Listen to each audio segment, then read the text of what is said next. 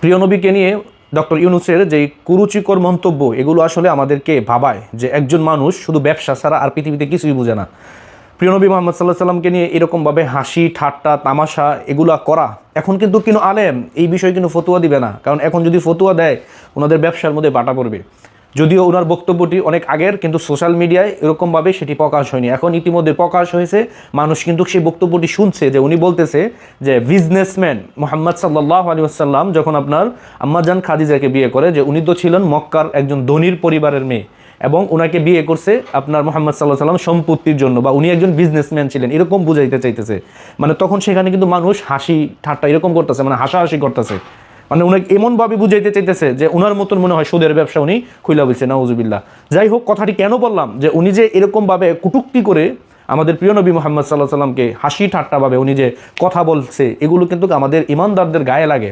উনি দেশের প্রেসিডেন্ট হোক, শেখ হাসিনাই যদি এই কথা কইতো, শেখ হাসিনাকেও আমরা ছাড়তাম না, অথচ উনি কিভাবে এইসব কথা বলে আমাদের বাংলাদেশে একজন উপদেষ্টা হয়ে, বা উনি কেন এরকম বক্তব্য দেয়? কারণ উনি হচ্ছে সুদী ব্যবসার মধ্যে ওনার মনোযোগ বেশি। উনি শুধু পুরো পৃথিবীটাই শুধু বিজনেস আর বিজনেস দেয়, মানে আখেরাত বলতে যে একটা জগৎ আমাদের আছে সেটা কিন্তু উনি বুঝে না। আপনি কাকে, মানে কথায় আছে না যে কামারের দোকানে কি আপনি কোরআন পড়াইবেন? উনি যেভাবে বলতেছেন প্রফেট মুহাম্মদ সাল্লাল্লাহু আলাইহি সাল্লাম, উনি কিন্তু এই কথাটাও বলে না।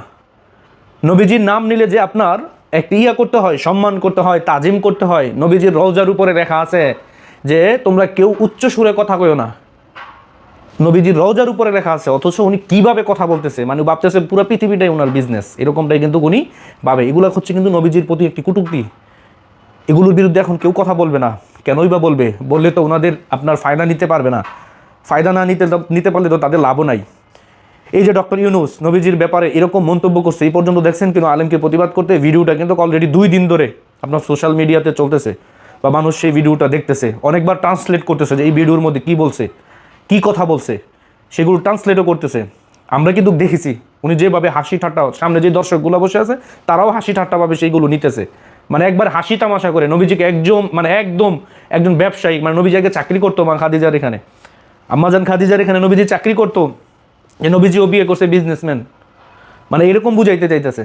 লা ইলাহা ইল্লাল্লাহ আস্তাগফিরুল্লাহিল আযীম। এইসব কথাবার্তা শুধু তাদের মতো সুদখোর যারা, তাদের মুখ দিয়ে আসবে, কারণ তারা গোটা পৃথিবীতেই শুধু খালি ব্যবসা বিজনেস আর বিজনেস দেখে।